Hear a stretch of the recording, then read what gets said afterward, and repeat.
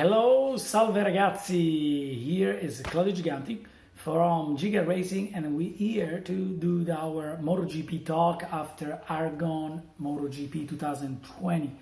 We're going to start from the pre-race, which is Thursday. We had a lot of drama going on. Then we're going to talk about our free practice 1, 2, 3, and 4. And then we're going to move on into Q1 and Q2. And then finally, we're going to talk about the race and what happened during the race. So starting off, our Thursday was quite surprisingly shocking. We had the news that Valentino Rossi got diagnosed with coronavirus. Let's talk briefly about that. Flying back from France, Giga race testing when he landed in Italy on Tuesday and tested negative.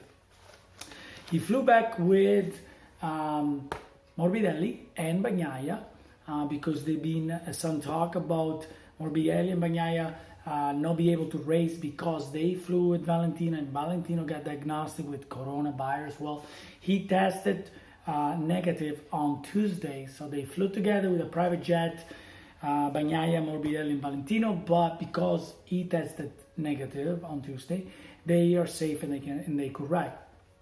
On the other hand, Valentino on Wednesday didn't feel well, so he did again a second quick test, and the second quick test again did a negative result, but he wasn't feeling well, so his doctor recommended that he would do the full test, the full coronavirus test. Well, when they got the result for the coronavirus test on Thursday, it was positive, so he didn't come down to Aragon to race. So that covers Valentino Rossi. We don't know when we're going to see him again because the 10 days that the organization is forcing for self-quarantine is going to go over to Sunday, next Sunday, which is going to be the second race in Aragon. And then we don't know if now the rumors are that Yamaha is thinking about replacing him, which I wouldn't be happy about it, but it's what the talk is about right now. So that covers Valentino Rossi Corona situation for now. We're gonna move on into our Friday practice and Saturday practice. So looking at free practice 1, obviously was a write-off. We're having a problem with temperature are cold, and they're not getting any grip out of the tires. So Friday free practice 1, it was a write-off. On the afternoon free practice 2, it was actually the temperature was a lot warmer, so we start seeing a better lap timing. Everybody was getting into the groove. And then on Saturday morning on free practice 3, which is what decide Q1, who goes in Q1, who goes in Q2, it was warmer. So Q3 was warmer. They got good lap times on it.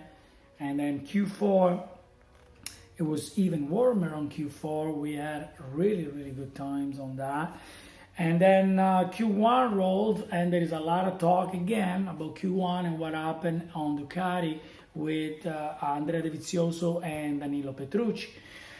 From my personal point of view, Danilo Petrucci was entitled to do his own qualifying. Everybody said that it wasn't fair that, he tailgated Dovizioso to get a quicker lap time. Dovizioso was really angry about it. From my own personal opinion, I can tell you that you have a rider close about 1 bike length behind you. You probably can hear the bike behind you. If you can't hear the bar behind you, in the second run, Dovizioso clearly saw Petrucci that it was going to be behind him, right? Because he slowed down and then he picked up the pace again. He knew Danilo was behind him. So he can sit out the lap. He can come to the pit. I know the time is close, but he could have done something to prevent Danilo from running behind him. So I'm not taking any side there. I don't say Danilo was right or Dovizioso was right. I think it was just the circumstances. Everybody's out there on their own to do their own race and to win their own race. So what happened there was Petrucci trailed Dovizioso. From my own personal opinion, also Petrucci, it didn't make really much sense for him to trail Dovizioso, because if you look at every Q practice 1, 2, 3, and 4.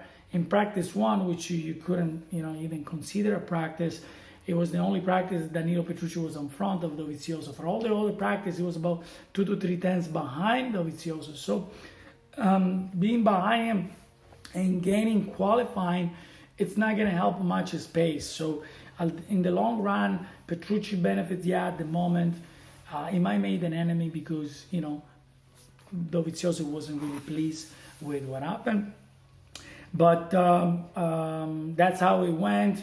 Dovizioso got really angry. One thing that I really didn't like about Dovizioso was he came back in the garage and he took his glove off and threw it at the wall. I mean, it's a little bit, disrespectful for your team. Your team is there. All this anger doesn't do any good. But anyway, I never saw Dovizioso actually acting like this. He's usually very composed, but this time he really was upset. I think he's feeling the pressure of the chance of winning a championship and being penalized. What he said from his word, being penalized by Petrucci trailing him. He got really annoying, really going. But as you can see at the result of the race, in the race, Petrucci was way behind him because obviously the pace for Petrucci wasn't there. Dovizioso was stronger, so he managed to stay ahead of him. So let's move on now. So we got warm up. I want to briefly talk about the warm up because everybody that I talked to, they were saying that they were very surprised about Alex Marquez. They were very surprised about him being on the podium and being second. But in all fairness, when I look at all the practice that, for example, Alex did, in free practice 1, although you can't really consider it was 4th, in free practice 2, it was 8th. In free practice 3, it was 5th. And on free practice 4, which is just before qualifying, he actually was second. He had the second best lap at 1:48.6. Okay, so you could see that his pace was there, and a lot of people ask me, well, how did Alex Marquez manage to come back? He was doing so bad on dry before, and then all of a sudden it's coming up so strong. Well, Honda they did a test of Misano, and apparently in the test of Misano, they found some solution on the bike. So the bike is becoming more rideable for other riders rather than just Marc Marquez. And that's why this weekend you saw, Carl Crutchlow qualifying 3rd, and Nakagami, also being up front. I mean, if you look at the result, and Nakagami finished 5th, ahead of Morbidelli, ahead of Dovizioso. And Carl Crutchlow finished 8th. So Carl Crutchlow is still recovering for his arm injury. So I think he did a great race, Carl Crutchlow as well. But we'll talk about the race in a minute. So that explains that if you were looking at the free practice, you could see the Alex Marquez was there, my apologies, and the Rins and also Mir, they were very strong. Mir was 4th in Q2, it was 4th in Q3, and it was 3rd in Q4. So you could tell that he was going to be one of the main contenders, my apologies about that, for the podium. Let's talk about Q2 now. So Q2 was really interesting. I really enjoyed Q2 this time. We already knew that Quartararo and Vinales were going to be really strong, but my surprise was Crutchlow. Crutchlow was really the surprise for me on qualifying, and I was really happy to see Mir, because Mir qualified on 6th position, which is one of the best qualifying that I have done so far. Alex Rins still had problems. He qualified 10, and I noticed that also Mark Marquez couldn't get a good lap, and he qualified 11th. Okay, Petrucci was just 8th, but if you look at it, his lap time 1:47.9, so it was about 9/10 off the pace. Okay, so that covers Q2.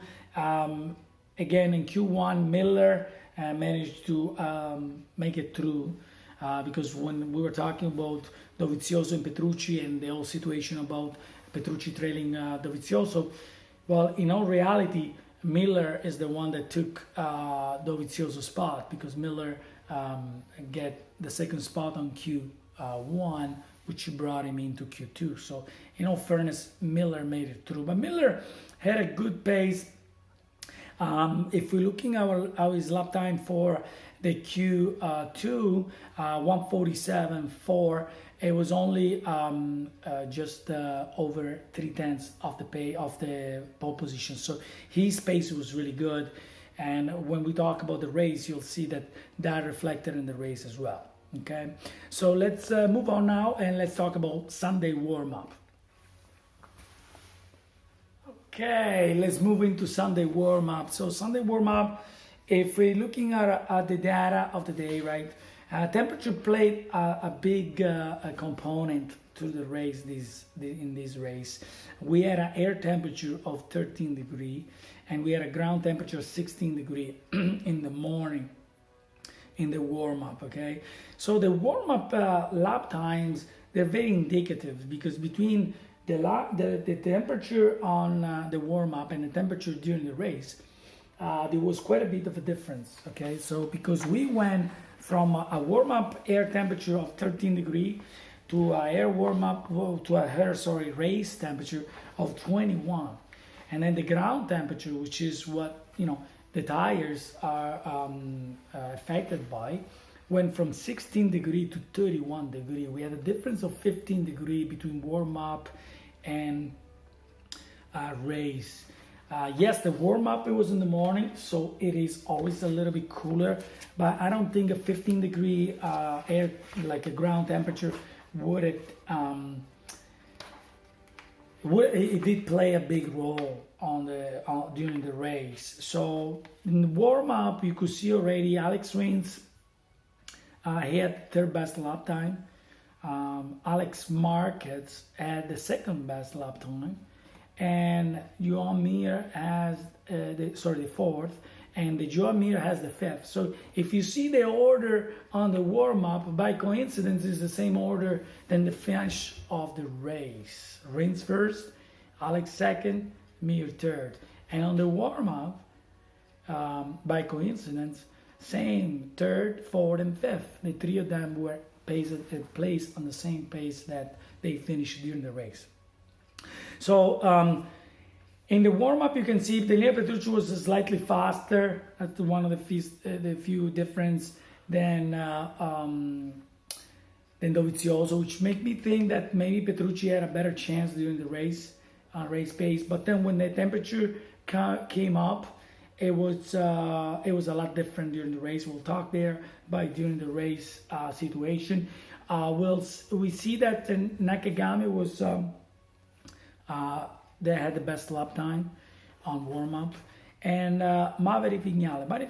I like to talk a little bit about him. He was already again on warm-up Sunday. It was second. He had a good lap time. So through the weekend, Maverick Vignale was really good. We'll talk about him through the race, but I like to point out that his entire weekend was really good. I know a lot of people say that he's good through the weekend, and then race day comes and he's not so good. But we'll talk about during the race what Vignale did, and we'll touch base on that. Okay. Hey, let's move on into the race.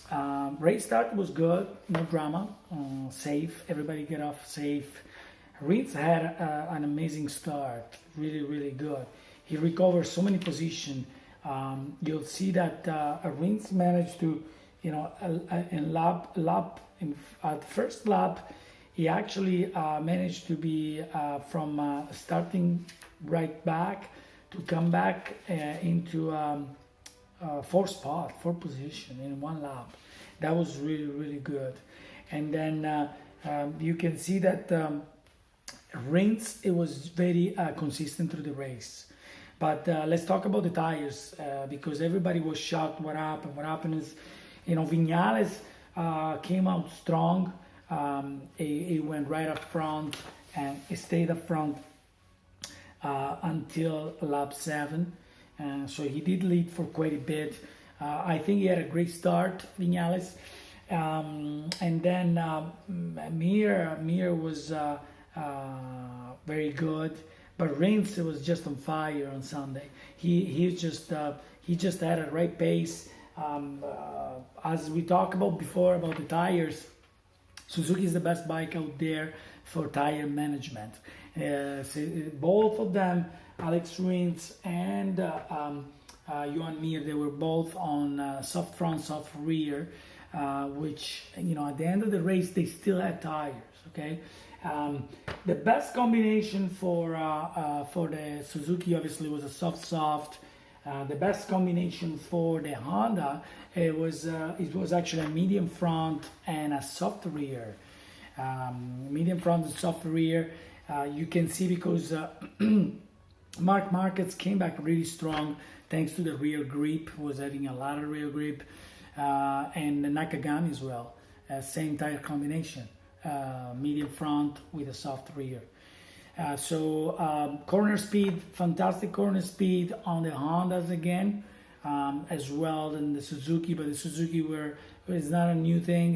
We're not surprised about it. We know they have a lot of corner speed. They carry a lot of corner speed. They can close the corner really well. The Hondas, amazing. They did a step forward, so good. Alex Marquez, I think it was a combination. It was a combination between the test in Misano, so they found something, and I strongly believe the influence of his brother Mark. I'm pretty sure they talk and they give advice like any older brother will give advice to the younger brother. Because I saw Alex sliding the rear of the bike a lot more than before. So yes, he was clean and carrying a lot of corner speed, but you can see the rear end squirting around. He was really pushing it. It was really pushing it. When we're gonna talk about the end of the race, we're gonna talk about what happened there, because I strongly believe Alex Marquez almost had the race. I think he could have won it. I think he deserved to win it, but he was missing something.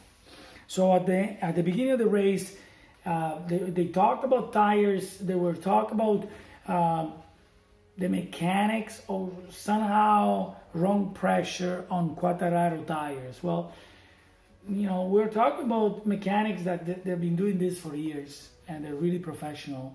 And also the tires are they have a GPS controller for pressure on it. So there is no way that the pressure was wrong. Okay, the pressure that it was set for, it's what he went out. But what happened is that they didn't expect the ground temperature to be so high. And so what happened is Quartararo it actually overheated the tire and the pressure went up because there was more heat in the tire. Now, I think, believed that he tried harder to stay up front and he tried to defend his position, which he did. But that what it did, it degraded the state of the tire. And so a race was compromised by not being able to control the use of the tire and to understand what was happening. So he didn't retire, so he wasn't about his physical condition due to the crash that he had, but it was something mechanical. You can tell it was something about the bike that he wasn't right, And when you look at tire choice, if you're looking at Viñales, which you went with a soft tire, Quartararo went with a medium and a rear soft. So I believe that medium front made a difference for him, because if we're looking at his race, although Morbidelli had the same tire combination, the riding style between Morbidelli and Quartararo is different. So Morbidelli managed and understood what was happening. So even though he had the pace to go faster, he controlled the tire and he controlled the grip. But you can see at the end of the race that Morbidelli was really struggling, right? So Morbidelli was really struggling. Instead, you saw Viñales that came back strong and he managed to finish fourth. Okay, as far as the rest of the race, it was really exciting. It was nice to see Alex Marquez coming back. There's been a lot of talk about, Alex Marquez, not being so good and not be able to ride his bike and such and such. Alex had won like a Moto2 championship, so it's not, he's got to be talented. He knows, what he's doing, and the fact that I also admire is he haven't crashed much, so he haven't pushed the limit. Okay, so, and I want to talk about that because during the end of the race, you could tell that he had the pace to win, but when the tires had that drop, and you can see a couple of laps to go, that his rear end really stepped out. He set up a pass on Rins. And when he was carrying more corner speed, and when he got on the gas, the rear end stepped out, he got really scared. It just simply got scared, scattered, and it says, you know what, I can finish the race second. It's a lot better than crashing, right? So Rins had a better tire consumption. So his the tires at the end of the race were better, but it's not a new thing. We know Suzuki has better management on their tires. It's the way the bike geometry works. It's just good on tires. And now that the Suzuki has power on the straightaway, you could see those bikes, those Suzukis now they can keep up with the Hondas. They can keep up even with the Ducatis. And before the Ducatis, it was, they were dominating. On their straightaway, there was no other bike. If you were, behind a Ducati, you couldn't pass. And now, the Ducatis in this race, let's talk a little bit about them. They had problems. They had problems with the grip. They had problems with the grip because they had it for the whole year. Now, it's not a new thing. The 2020 tires, Michelin, is not liked by the Ducati. They can't make this tire work. It's very, very strange how they cannot make it work.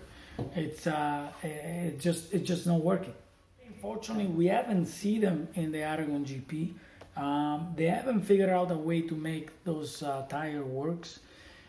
In cooler condition and hotter condition. I don't know, it's just been one of these years that is strange, but I think the provision for the next races, I think the temperature is going to be better. I really hope to see Ducati coming back, but you see, if we were going to Mugello, I would tell you, if there were two Mugello races coming up, I would say yeah, Mugello is good. Ducati is a good, strong in Mugello. I think David Seals a good chance. But going to Valencia by history is not a Ducati track. So I don't know how it's gonna finish. We gotta see. We gotta see. And I hope next weekend they can do better. Aragon 2, temperature is gonna be higher. Hopefully they find something. Dovizioso managed to salvage a 7th position at the end of the race, which was okay. Miller ended up being 9th. And Petrucci way back. I don't even know. I have to look to my paper to find him. Where is Petrucci? Petrucci is wow. I don't even see him. Sorry guys. I don't see him. Petrucci, where are you? There we go. 15. Jesus. I wonder I couldn't find him. I wonder I could find him on my notes here. He finished 15. Terrible. I don't know. He won last race in France. I thought he had a boost. I thought he got charged, and I'm like, oh, okay, we're gonna see more out of Petrucci. We're gonna see better out of Petrucci. But I don't know if it was, the whole situation with Dovizioso on Saturday and all the talk that was behind about, being fair, no fair, or who did what, that it maybe affected his race. But at the end of the day, is the result that counts. He finished 15, It's way down now, and in the championship standing is 13. There's no chances or very little chances. I mean, mathematic, he could come back, but it's a little bit unreal. One thing after the race, Nakagami is doing really good for Nakagami. It's coming out of nowhere, and now he's at 92 points, so it's still 29 points behind the leader, which is pretty respectful. It's possible. I don't know if it's gonna happen, but it's possible. So if he keeps good result, it will be good for him too.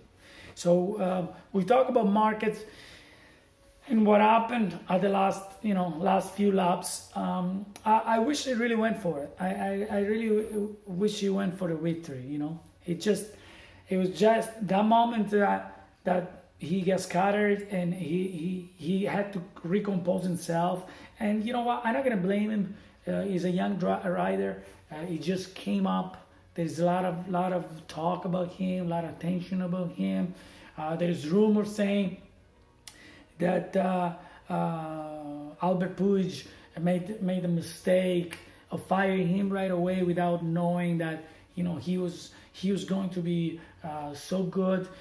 But fairness is going to RCR Honda, so Lucio Cecchinello is going to be really happy to have Alex Marquez, and everybody says with the less pressure that he's gonna have, he's gonna do better. But you know what? Let's see what's gonna do next weekend. He still has 4 races to go on a factory Honda. I think he deserves. He actually gained his respect, and he deserves the attention from the team. And moving forward, I think it's we're gonna see better things from and good things again from Marc Marquez. Alex Rins, he won the race. He had up and down through the season, so I don't want to say what's gonna happen. I really hope that the two teammates they don't become enemies, and they won't fight each other and lose the championship because fighting each other. Alex Rins, it's way down in 7th position, 85 points.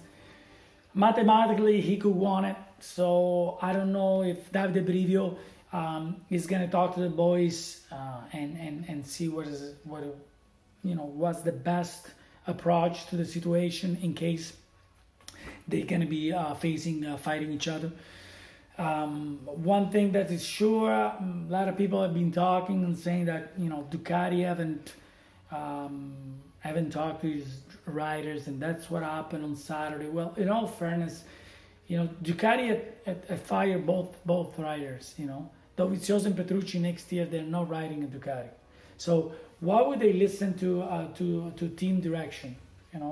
They can give suggestion, right? They could have suggested something, but they can expect to give team direction and tell them what to do and who's gonna help who, because they both not gonna be riding a Ducati next year. So everybody's out there for their own good and to win a championship.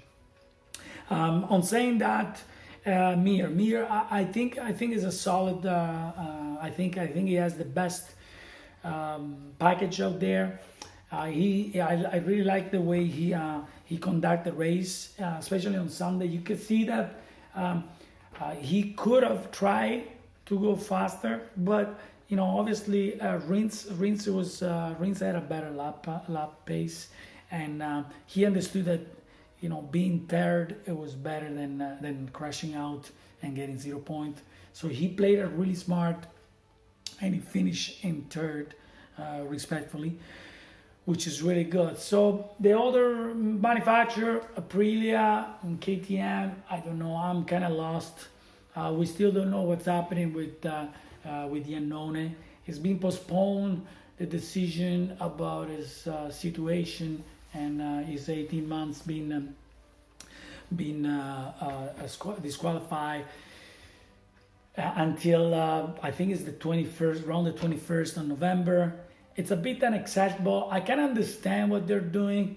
They kind of don't want to bring him back, I think, for the end of the race, from the end of the season, because if he will be able to ride, he probably will be back on the bike, even though he's out of shape right now. He probably, he haven't been on the MotoGP bike for a while, so that will affect his performance big time. But I think that's what they're doing. They're trying not to bring him back until then. There is rumors that he might get 40 years and then his career will be over. So Aprilia, we have Alessio Spargo. From my own personal point of view, Alessio Spargo, he never really done anything really good. It's never been there. So developing a bike that they need a better rider. It's just straight simple. They need a better rider. I hope they can do better. As far as KTM, I'm lost. I'm really lost. We had good beginning of the season, nice and strong, and now I don't understand what happened. It's just almost they lost their setup. They lost the team is not getting results. Binder is inconsistent. Beginning of the year, I thought it really was maybe in contention with the championship. As far as Alex Marquez go, let's talk about him for a minute. We don't know, coming back, not coming back. There is no news. I personally believe that he's not gonna come back. There's no point coming back the last 4 races. His arm is probably out of shape. We all know Marquez wants to win. He doesn't want to come out to finish 6th or 7th. And on the other hand, I think he got scared. I think he got scared because he came back right away. He had a big problem again with his arm. He had to go for surgery again. So I don't think he's coming back for this year. They're gonna keep making a hope that it's gonna come back, but I don't think it's coming back. So we'll talk a little bit about tires. I'm gonna wrap it up for today. I hope you enjoyed the video. I hope you subscribe to the channels. I love to share more information with you. This is our first video. If you can give us your feedback, let us know how we can improve, how can make it better. What would you like to see? We're trying to see if we can get a guest for a talk about a next race, which is again Aragon. And hope to see you guys soon. I hope you enjoyed the video. Please subscribe and be in touch. Thank you. Ciao.